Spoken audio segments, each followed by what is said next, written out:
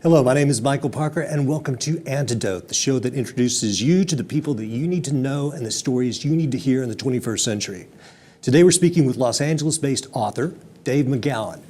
Dave, your book, Weird Seeds Inside the Canyon. Laurel Canyon, Covert Ops, and the Dark Heart of the Hippie Dream. The 1960s is possibly the most written about decade of all time. And yet you managed to find fertile ground discussing Laurel Canyon. Laurel Canyon is this magical place that I think the people who have heard of it probably have the same visions that I did growing up, reading Rolling Stone, rock stars and parties and actors and swimming pools. Yet you depict it on the cover as a wash in blood. So there were many revelations to me in this book. So let's start with the primary revelation, which was Lookout Mountain Laboratories. Tell us about that. Lookout Mountain Laboratories was a top secret U.S. Air Force installation nestled up in Laurel Canyon, the existence of which remained unknown until fairly recently, even within the conspiracy community. Very few people seem to be aware of the existence of this facility, which remained operational at least through 1969 officially, and according to other sources, considerably beyond that, but certainly through 1969 during the peak years of the Laurel Canyon music scene, which was, a very curious discovery, to say the least, to find that nestled right in the middle of this bucolic hippie commune, so to speak, was a highly classified military establishment that was in full operation. When was that built? It was built World War II years, I believe, initially as a anti-aircraft installation to protect Los Angeles against a possible aerial attack during World War II, and then it morphed into a film studio at some point and was said to be the world's most complete self-contained film studio. So, okay, if it's a film studio for the Air Force, what were they developing? What were they shooting? What was the point? Well, the main purpose, according to various sources, was to process the raw film stock from the early atomic bomb tests, the nuclear weapons tests.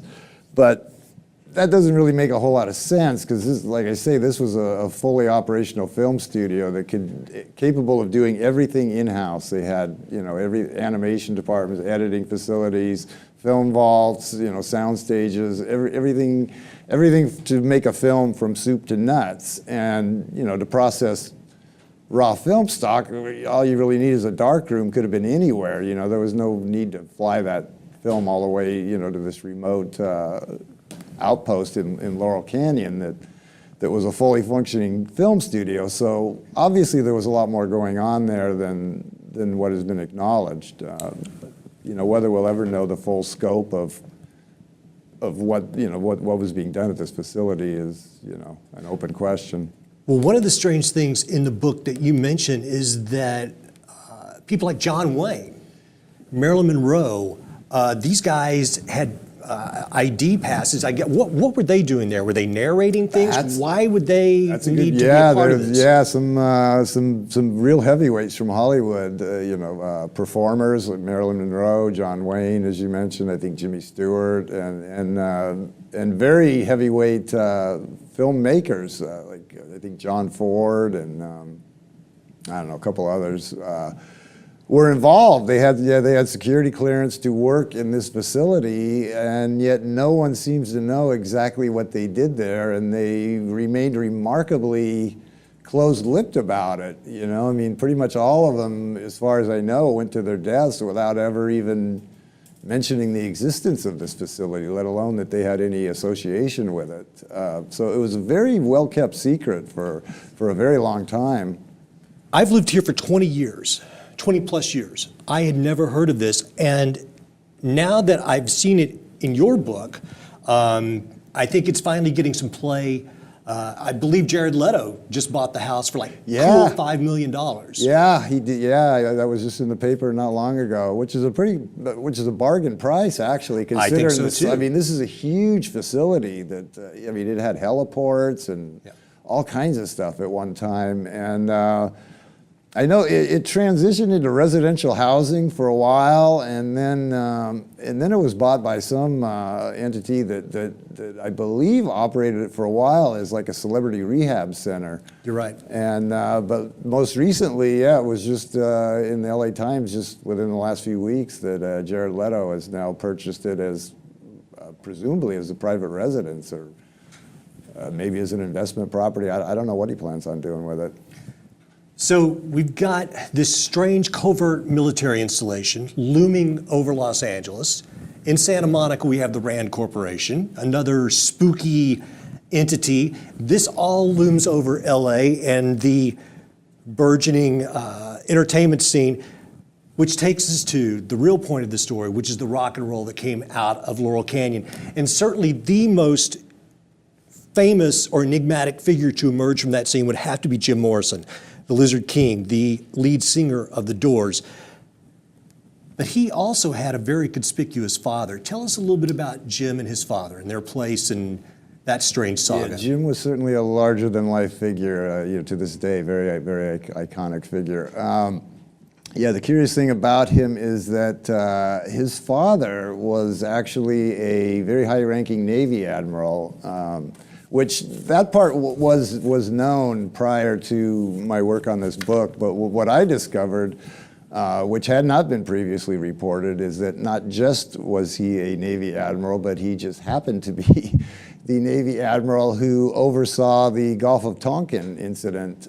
He was the commanding officer of the ships involved in that notorious incident, which of course led immediately to the passage of the Tonkin Gulf Resolution and then to the full-scale involvement of ground troops in Vietnam and ultimately the deaths of some 60,000 Americans and countless millions of Vietnamese and Laotian and Cambodian people, all of which was a direct result of this so-called Tonkin Gulf incident, which, Jim Morrison's father was a key figure, to say the least, in orchestrating that whole incident that quickly resulted in the U.S. being, engulfed in a very, very bloody quagmire over there. And that happened just like within a year or so of the sun emerging on the Laurel Canyon Sunset Strip scene as this larger-than-life icon of the anti-war, peace movement crowd. So there was a very curious juxtaposition there, to say the least, that you have the father sailing off to, help choreograph this incident that drug America into this bloody quagmire, and then the son almost simultaneously emerging on the scene as this larger-than-life icon of the anti-war crowd. And never mentioning, of course, who his father was throughout his years of fame.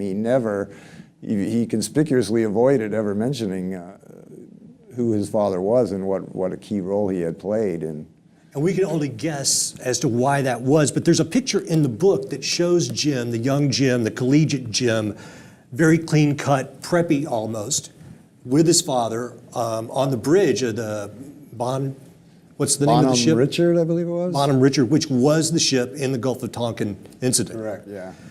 So it gets even weirder because you discuss the fact that Jim, and I've had other people who are big Doors fans kind of confirm this to me independently, Jim was not really a likely candidate to be a rock star, and he wasn't even a musician. Yeah, he had no musical background at all, by his own account.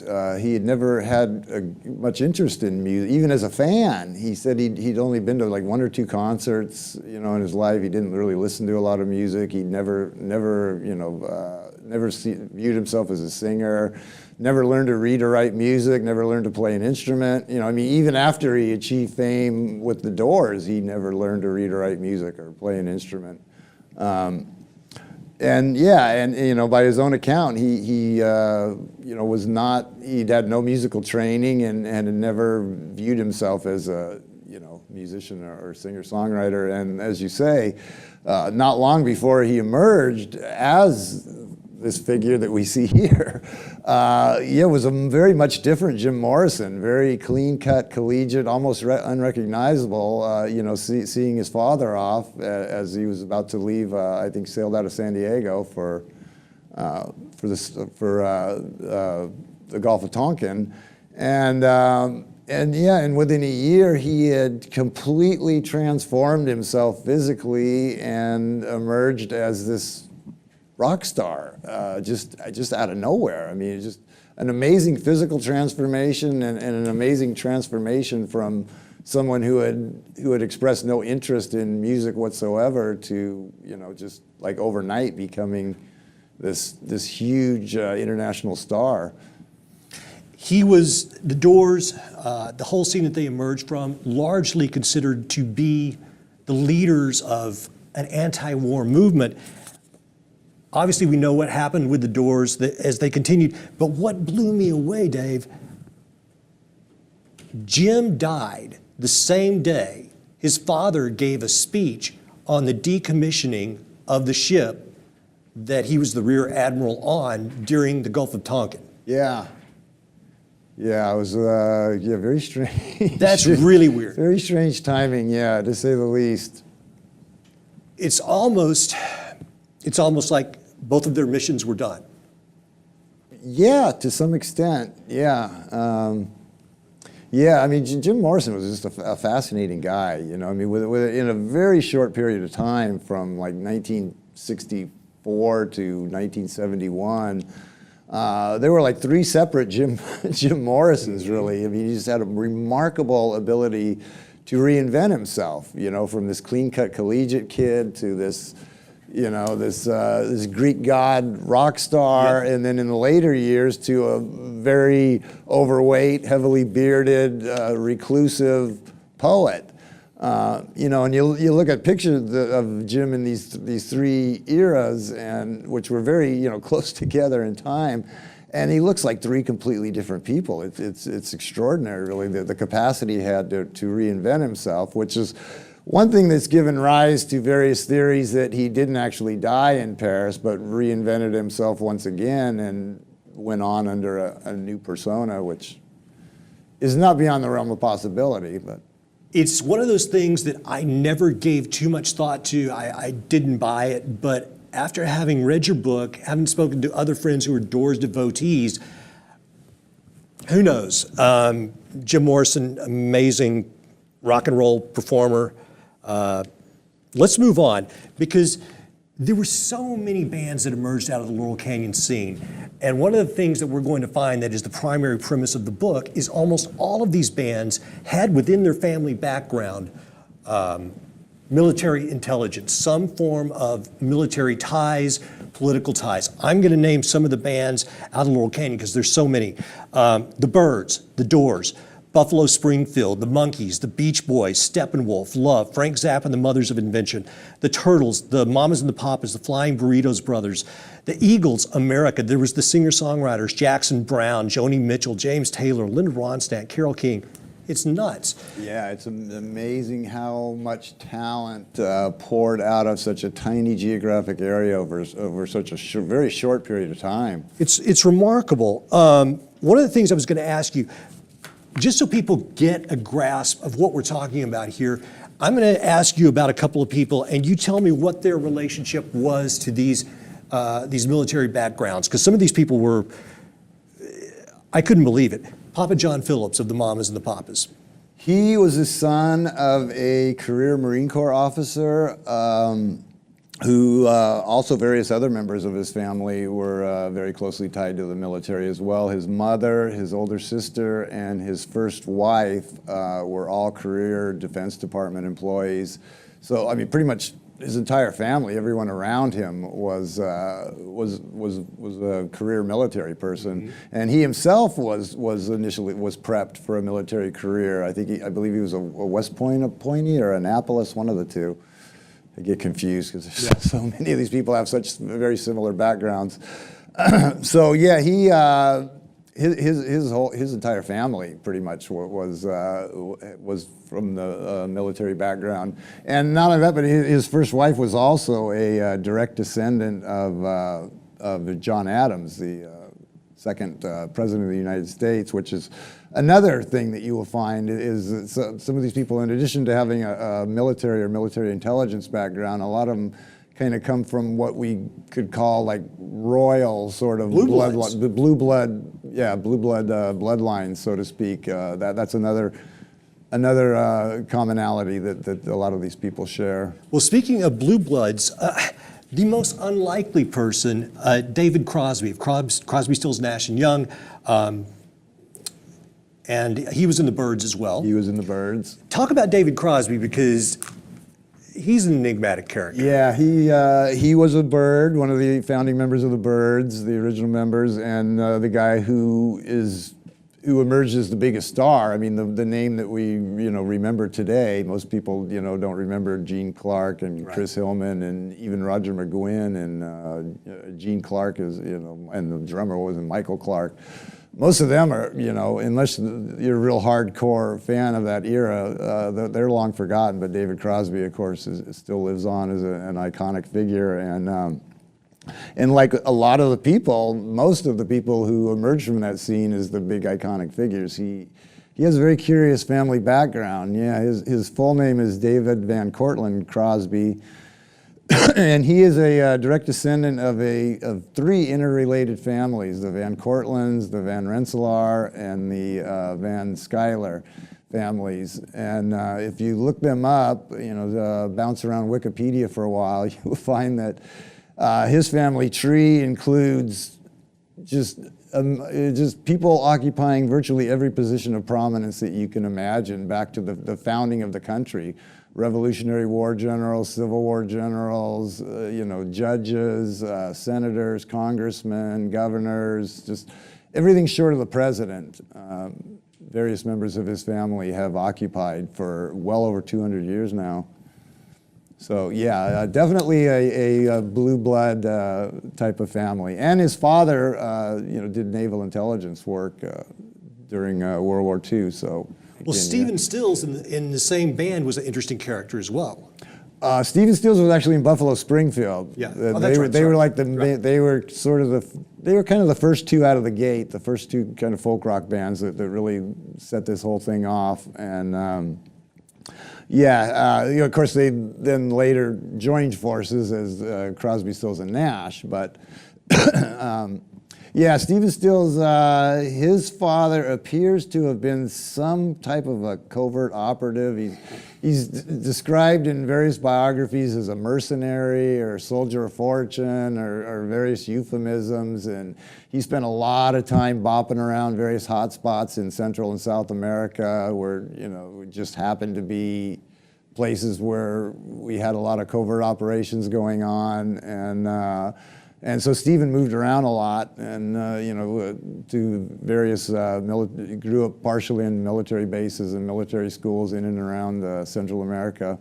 So once again, one of the person who emerged as the sort of biggest figure from the original band, Buffalo Springfield. Yeah, once again has the same, which we find time after time after Frank time. Zappa. Frank Zappa, according to the leader of the Mothers of Invention. Not a band that ever really achieved the commercial success and popularity that a lot of these other bands do, and still to this day you won't really hear much of their music on the radio, almost never, but yet a hugely influential with other musicians, just viewed as a incredible musician. Yeah, incredibly talented guy. We wore all the hats. Songwriter, musician, producer, arranger. He could do it all. Phenomenally talented and influential guy, and also he started up a couple of record labels in Laurel Canyon. That's right. And introduced a lot of the other. He was the guy who got a lot of other bands their start. Alice Cooper, yeah, strangely enough, was not really thought of as being a part of that Laurel Canyon scene, but yeah, sure enough, he was. The band was. But Zappa's father was a chemical warfare engineer, initially assigned to the Edgewood Arsenal, which is where Frank was born and spent the first 7 years of his life. They actually lived in military housing on the base, and he went to school and lived the first 7 years of his life at the home of U.S. chemical warfare, strangely enough. So, yet again, rather curious, family background. Just a few more, because we've got much to cover, but Jackson Browne, Graham Parsons, America. America, all three of them were sons of Air Force officers who met on a Air Force base in the UK that was known as being an intelligence outpost. So all their fathers were most likely Air Force intelligence officers. They were certainly Air Force officers. And they first got together on a military base. Jackson Browne was born on a military base in post-war Germany during Reconstruction.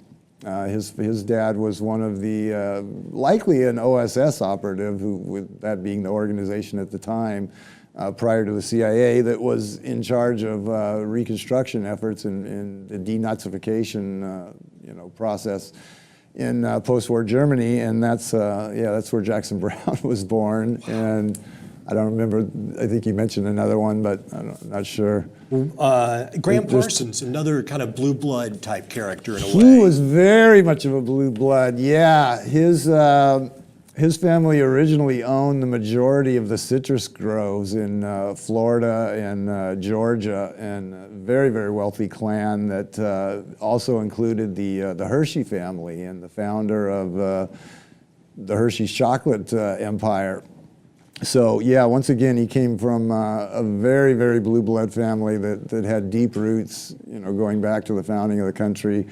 And his father, who he didn't know for all that long, because he died when he was fairly young, shot, listed as a suicide, although that's kind of questionable. And he was military. He was, I think, a fighter pilot.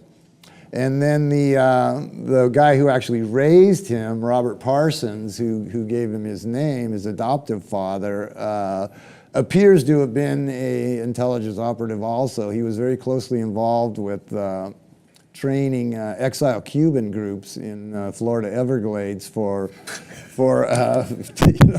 topple the Castro regime. And it's not a big mystery who was in charge of running all those operations. So if that's what his father was doing, then obviously he had some kind of a CIA connection. So.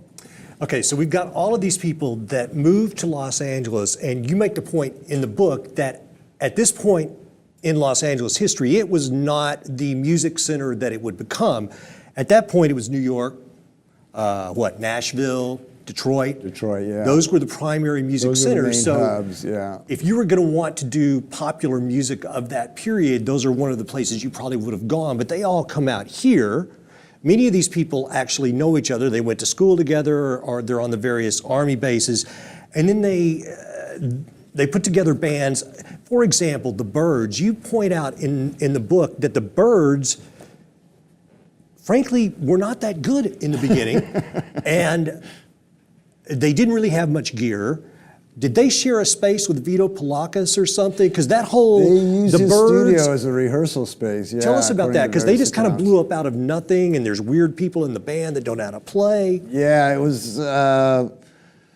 If you really look at the beginning, the genesis of these bands, it doesn't really seem very organic, in the sense that these were just a lot of guys that were friends and fellow musicians that had similar musical interests and got together and decided to form a band, and just sort of a natural progression of things.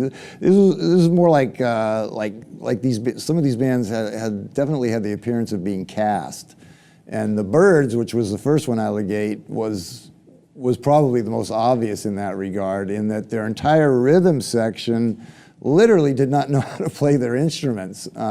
Their drummer had never picked up a pair of drumsticks in his life. He had played like bongo drums or something. And their bass player was a very accomplished musician, but he was a bluegrass mandolin player.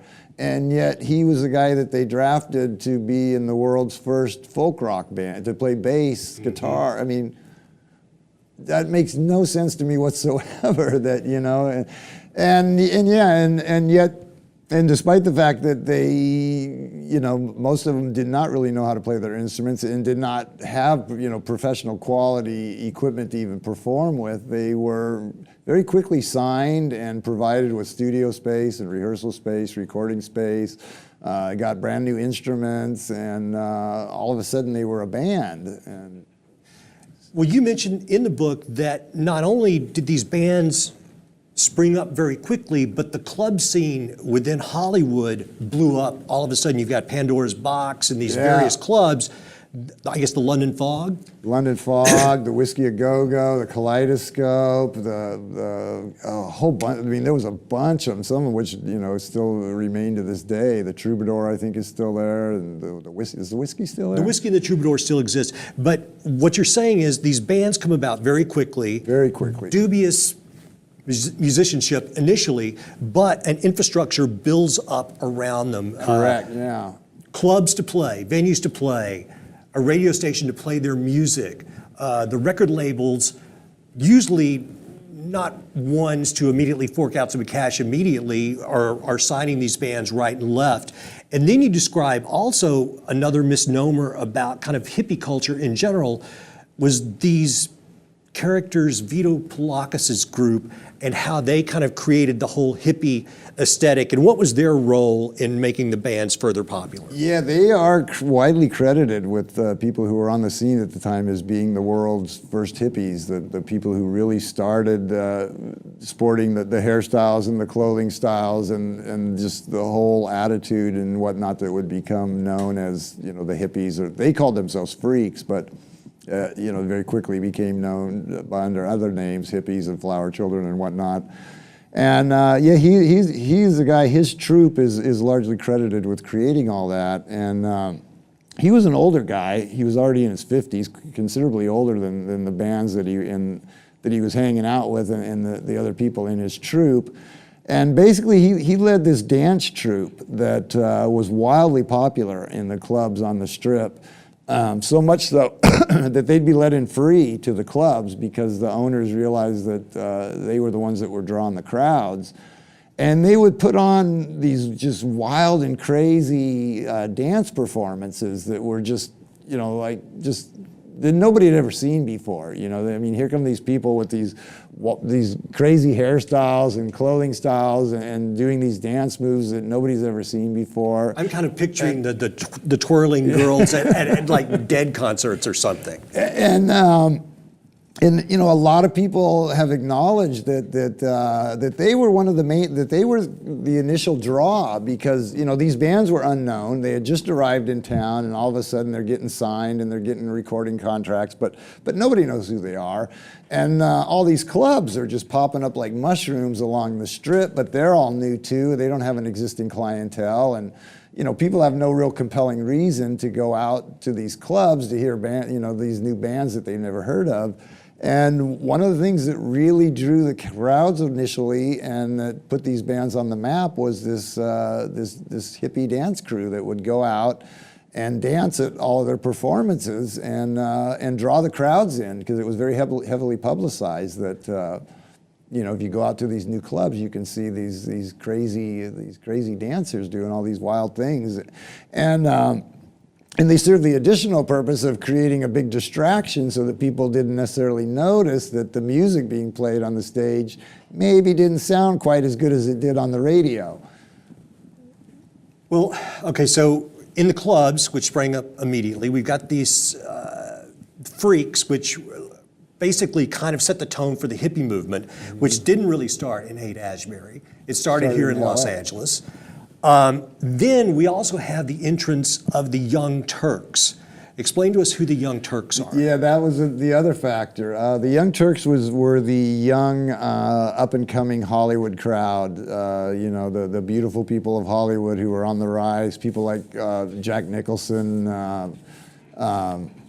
Warren Beatty, Peter and Jane Fonda, Sharon Tate, Bruce Dern, Dennis Hopper. various others who I can't think of their names right now. But anyway, they were all very much a part of the scene too, and a lot of them lived in and or hung out in Laurel Canyon and had a very, very close symbiotic relationship with the musicians of Laurel Canyon. And they were the other big factor in drawing people out to these clubs, because it was also publicized that they were there.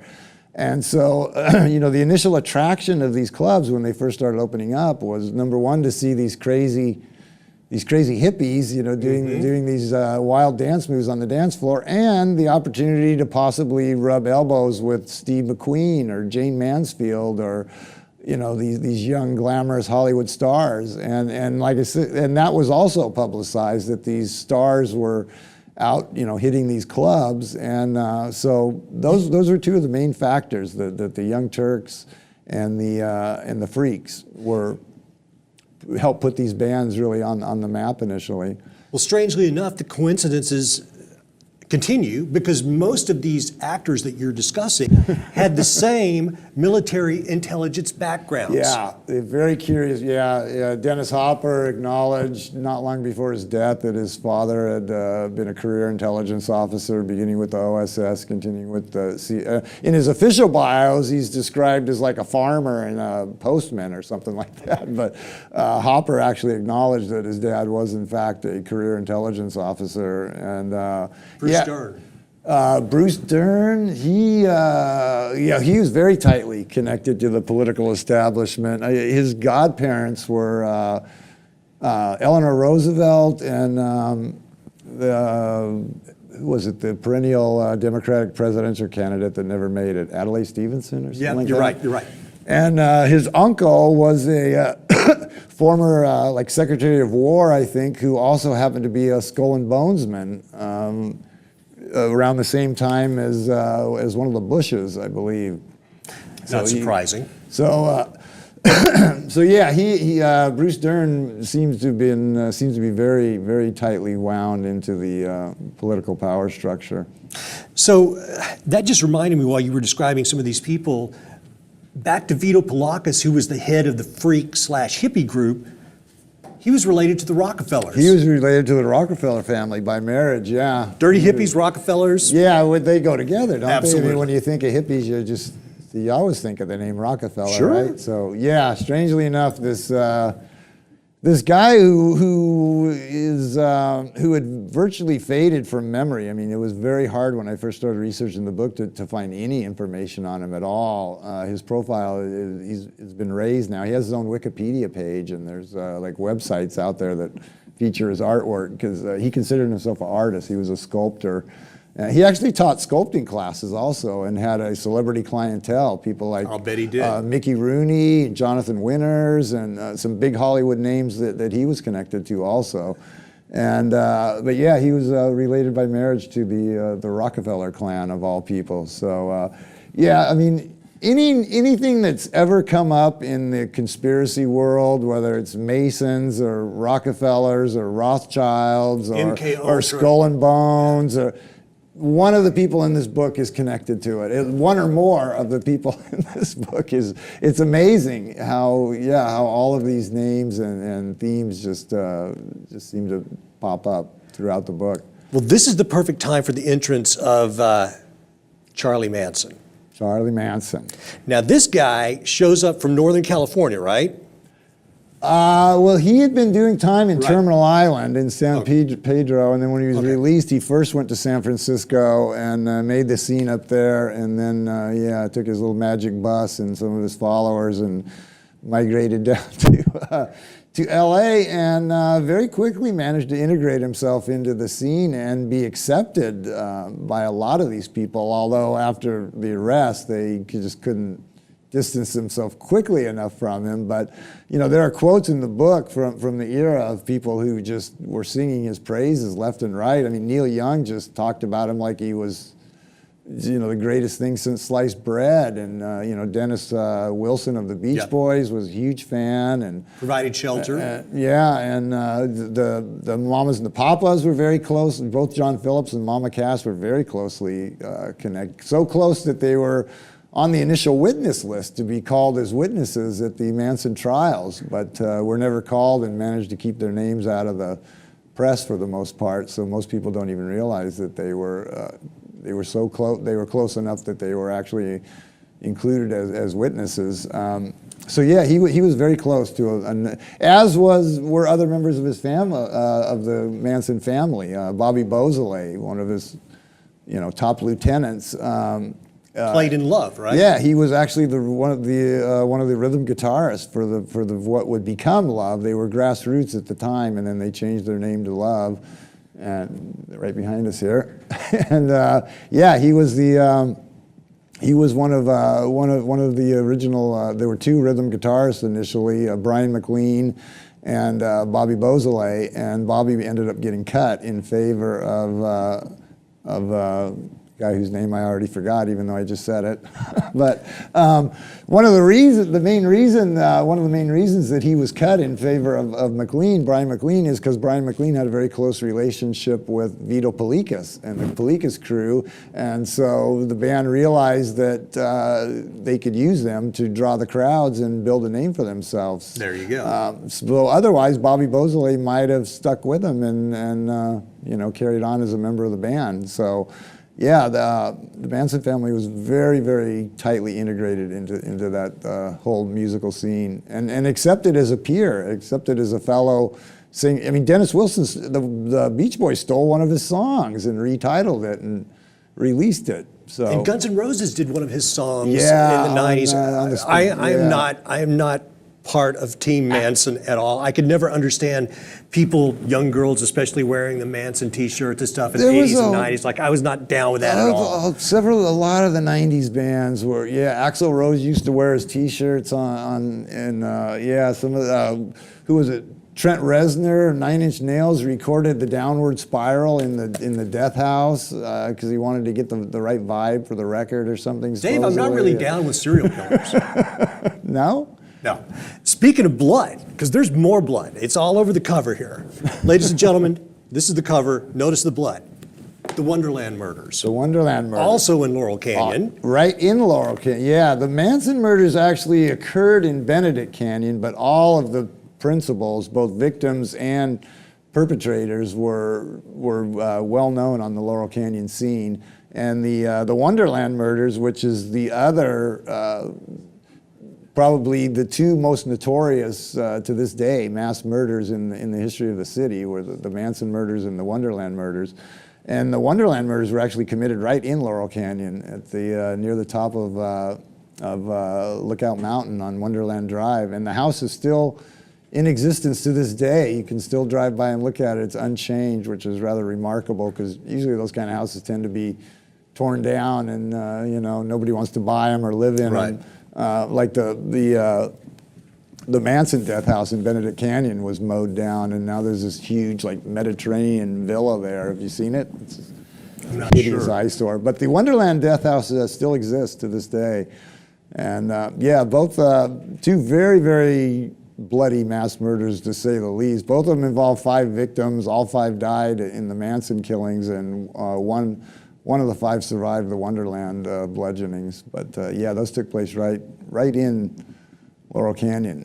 To dealers who were selling to, like one of the guys from Three Dog Night, acknowledged in an interview that he had planned to be there that night to pick up his supply, and didn't make it. Luckily for him, perhaps. So so both of those murders are very, very closely connected to this scene that was supposed to be all about peace, love, and understanding, and flowers in your hair, and yet there's such a bloody and those are just the most high-profile deaths. Then there's all the individual, murders and suspicious deaths of people living in the canyon or very closely connected to it. Dave, within the book, you have an entire chapter devoted to the Laurel Canyon death list. Another strange thing is how many people that would go on to be these large stars had parents who committed suicide. Yeah, it was that remarkable. Somebody just asked me about that the other day, and which again, I mean, Yeah, realm. very odd that, that was kind of like with Vito, when I first started coming across his references to Vito, I'd find just like these little throwaway facts that, he'd be mentioned like once or twice in an entire book, and I'd never heard of the guy, and nobody that I talked to had ever heard of him, so I just kind of brushed it aside at first, but he kept coming up over and over and over, and eventually I realized this guy just was in too many places. He was just happened to be in too many places at the time, and he must have been more important than I thought. So then I went back and researched him further and discovered that he was this hugely influential figure who was connected to the Rockefeller family and whatnot. And the same was true of the parental suicides. At first I'd say, well, that's kind of interesting, but not necessarily relevant. But they just kept piling up, and there were so many of them that at some point I just figured there's something to this, because there's just this is happening way too often.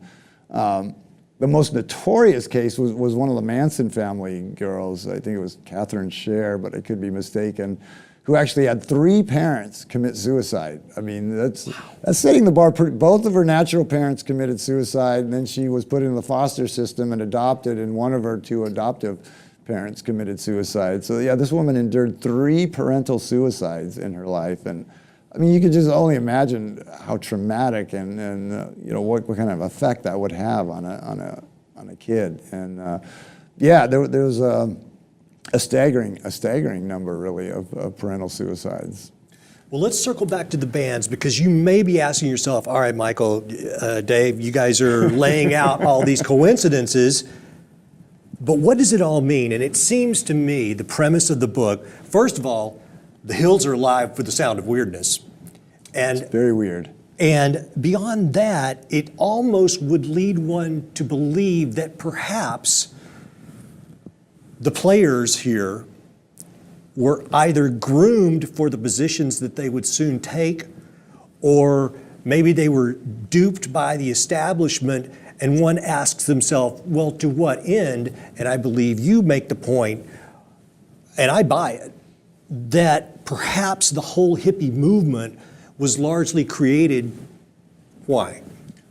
I believe to undermine the budding anti-war movement, which is one of the other. You mentioned one of the great misconceptions is that the hippie movement began life in Haight-Ashbury, which is the 99% of the people. If you ask them that, I'm sure that's what they would tell you. That was the birthplace and the sort of spiritual center of the hippie world, and it comes as a shock to a lot of people to find that it actually began a couple of years earlier right here in LA, because that's just not what most people think of when they think of that era. And the other great misconception is that the hippies were synonymous with the anti-war movement, but that wasn't the case initially. There was a anti-war movement already in existence, primarily on college campuses, that was centered around these very conservative, well-educated, straight-laced college professors, and they're equally people you might have taken seriously. Yeah, people that you might have taken seriously, and then suddenly they were replaced with these long-haired, bearded, bead-wearing, slogan spouting, LSD taking, and just, these people who everything about them, from their hairstyles, their clothing styles, their lifestyles, their, the free drugs and free sex and the whole lingo that developed around them just must have seemed, I mean, these people might as well have been from Mars to, people in mainstream America. And I mean, I grew up idolizing them and wishing that I had been born sooner so that I could have been one. But at the same time, I can see how that would be a much less effective face to put on the anti-war movement than what was originally on there. And there are quotes from people who were part of the original movement questioning whether, is this some kind of a government operation? Where are all these hippies coming from all of a sudden? And well, Dave, we're talking about all these enlistment age young men, lots of drugs, lots of sex, underage girls. A, did any of these guys get drafted? B, did any of them do any time? Because I mean, all of this is going on in plain view. Yeah, that's another big clue that this may not have been. I mean, if these people were enemies of the state who were a thorn in the side to authorities and stuff, then the state had vast resources to bring them under control, and it wouldn't even have it required like very heavy-handed tactics. There was a draft in place. That's what the whole counterculture was all about, was, you know, opposition to the draft largely. And yet, and most of these people making the scene were draft-age young men. Yes. And yet none of them had their careers in it, not one. Not even like some minor player, like some long-forgotten drummer for the Turtles or something. I mean, I literally could not find a single case of any of the Laurel Canyon musicians who had their careers interrupted by the draft, which is pretty remarkable given the time. It's incredible. And, you know, this was an era when the country had very harsh drug laws, and these people were not only openly using drugs, in some cases they were openly trafficking drugs. Yes. And again, they never got anything more than a slap on the wrist, if that, and you know, consistently walked away from what should have been very, very serious charges with you know, a slap on the wrist at most. So, you know, like I said, again, the state had the tools in place to rein these people in if they were, in fact, you know, becoming a thorn in the side to the status quo, but yet they were allowed to, you know, do their thing. There you have it, ladies and gentlemen. Is it possible that the hippie movement, the great classic rock that emerged out of Laurel Canyon in the late 60s, early 70s, was a put-on? I don't think we're saying that. These people were talented. You take a person like Brian Wilson, you take a person like Frank Zappa. These were brilliant musicians, but perhaps there was a hidden hand. Maybe there was an agenda, maybe these musicians were duped, but the amount of coincidences in this book is outstanding. Dave, thank you for coming on. I really appreciate it. Thank you very much for having me. This is new and different for me, so It's new and different for me too. Ladies and gentlemen. Hopefully it went well. The book, Weird Scenes Inside the Canyon, please pick it up. I want to thank you guys for joining us. This was our first episode. I hope you dug it. Please like and share our videos on YouTube or your social media of choice. My name is Michael Parker, and next week we will be back with Dr. Susan Snyder. We'll be talking about neuroethics and the rise of artificial intelligence. Until then, you, me, I, we are the antidote. I'm out.